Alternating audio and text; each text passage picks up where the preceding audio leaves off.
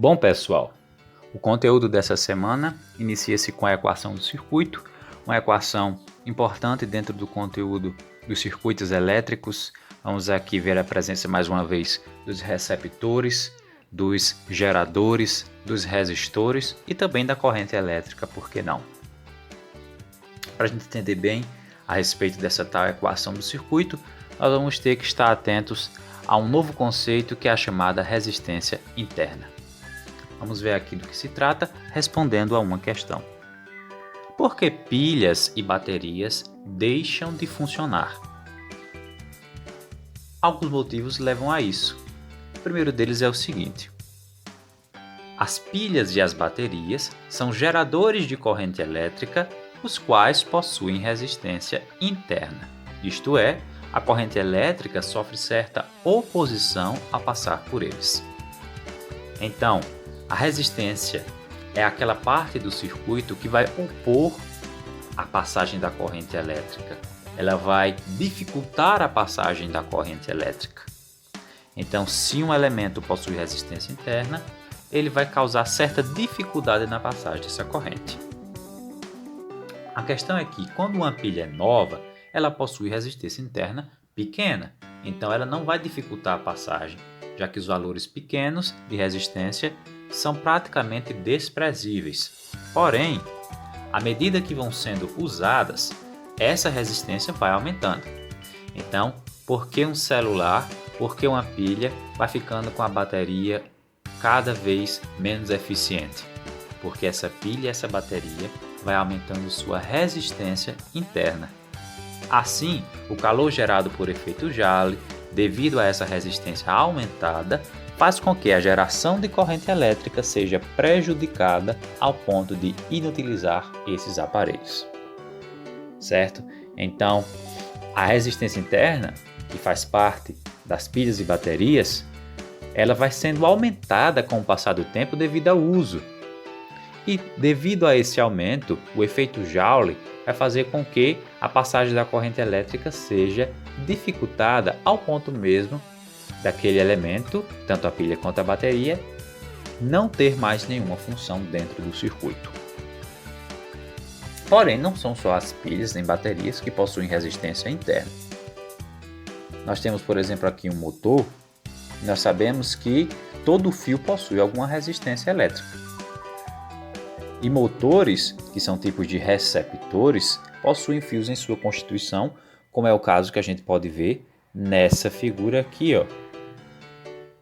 Assim, se ele possui fios e se os fios possuem resistência, já que, apesar da gente não considerar durante os cálculos, mas existe uma certa resistência, uma certa oposição à passagem da corrente, nós vamos ter que os motores também possuem resistência interna. Então, tanto geradores quanto receptores possuem resistência interna. Não só os motores, mas qualquer tipo de receptor. O fato de que geradores e receptores possuem resistência elétrica, chamada de resistência interna, pode ser verificado através da constatação do aquecimento desses elementos do circuito. Então, quando nós estamos usando um aparelho elétrico, nós vamos perceber nele um certo aquecimento. Alguns aparelhos, como o ferro elétrico, ele tem essa função imediata de produzir calor. Mas outros, como o celular, como uma TV, como o liquidificador, não possuem essa função como sendo a primordial. Então, o que é que ocorre? Como eles têm algum tipo de resistência interna, essa resistência vai causar esse calor, certo? Então, a gente pode constatar a presença dessas resistências pelo calor que esses aparelhos produzem, tanto as baterias como os receptores. Mas já que eles possuem resistência interna, por que a gente então não utilizava essa resistência antes? Antes porque nós considerávamos tanto os receptores como os geradores como elementos ideais, então eles não causavam nenhum efeito além do principal deles, né? Então vamos representar agora a resistência interna conjugada com esses receptores e esses geradores. Vamos começar aqui com os geradores. A representação continua sendo a mesma, a única diferença vai ser o acréscimo de um elemento que nesse caso é uma resistência. Então nós temos aí um gerador, lembrando que o traço menor é o polo negativo e o traço maior é o polo positivo, nós temos aqui uma resistência. Esses dois elementos unidos formam então um gerador com resistência interna. Lembrando que para ser gerador, no sentido convencional da corrente, essa corrente deve entrar pelo polo negativo, sair pelo positivo. O receptor é praticamente a mesma representação, só que com o esquema inverso. A corrente tem que entrar pelo positivo e sair pelo negativo. Vejam que os símbolos continuam o mesmo, apenas o acréscimo de uma resistência. E essas duas resistências têm uma letra específica para diferenciá-las das demais resistências de um circuito. Ao invés de um R maiúsculo, nós usamos aqui um R minúsculo para diferenciar da seguinte maneira. Apenas o R minúsculo, a resistência interna do gerador. Se for o R', nós temos a resistência interna do receptor. Agora nós já sabemos que é uma resistência elétrica.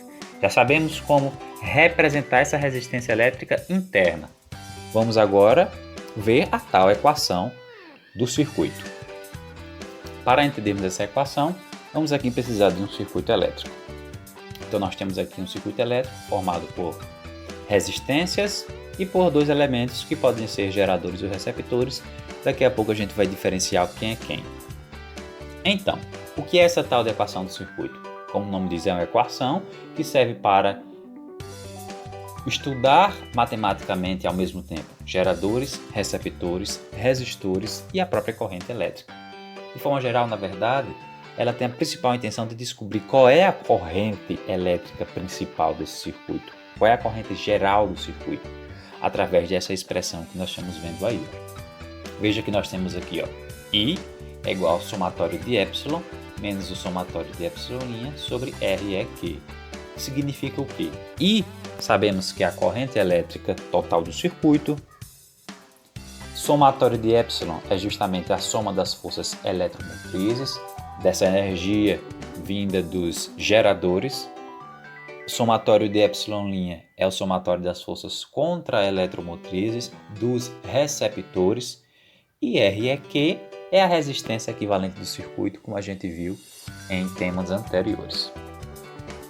Então essa daí é a chamada equação do circuito, que envolve todos esses elementos ao mesmo tempo do circuito elétrico.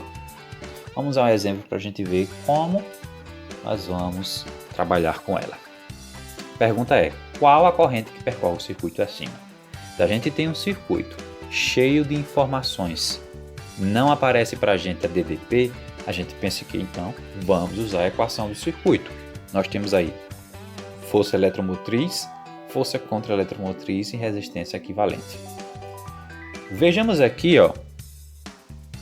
que nós precisamos de todas as forças eletromotrizes somadas, mas nós só temos umas, então usa só uma mesmo, que vale 20 volts. Nós precisamos também de todas as forças contra-eletromotrizes somadas, mas uma vez só temos uma, usa somente essa também. Vejam que, se esse daqui representa a força eletromotriz, esse elemento que nós temos aqui é chamado de gerador, enquanto esse outro daqui é o receptor. Por fim, se nós temos o valor de epsilon e de epsilon', falta para a gente achar então a resistência equivalente desse circuito, que é o que nós vamos fazer agora. Como todo circuito está em série, nós vamos ter que usar a resistência equivalente em série, que para quem não lembra é a soma de todas as resistências. Lembrando que a gente sabe que ele está em série porque uma única corrente percorre esse circuito. A corrente vai sair por aqui no sentido convencional e ela vai percorrer todo esse circuito, uma única corrente, então ele está em série. Então o valor de R é 4, R minúsculo 1 e R' 2. 4 mais 1 mais 2, nós obtemos 7 ohms, essa é a resistência equivalente. Então nós temos aí, vejam só, os valores de epsilon, que é 20, de epsilon' que é 10 e da resistência equivalente, que é 7. Substituindo esses valores lá na equação, nós obtemos isso daí. 20 menos 10 dividido por 7. 20 menos 10, 10 dividido por 7 dá aproximadamente 1,4. Essa é a resposta através da equação do circuito. Para finalizar esse vídeo, vocês vão fazer agora, praticando, qual a medida registrada por esse amperímetro aqui. Lembrando que claramente vocês vão ter que utilizar aí a equação do circuito. Vejam, tente fazer por si só, observando cada um dos elementos que está presente. Façam a resistência equivalente, observe quem é gerador, quem é receptor e assim sucessivamente.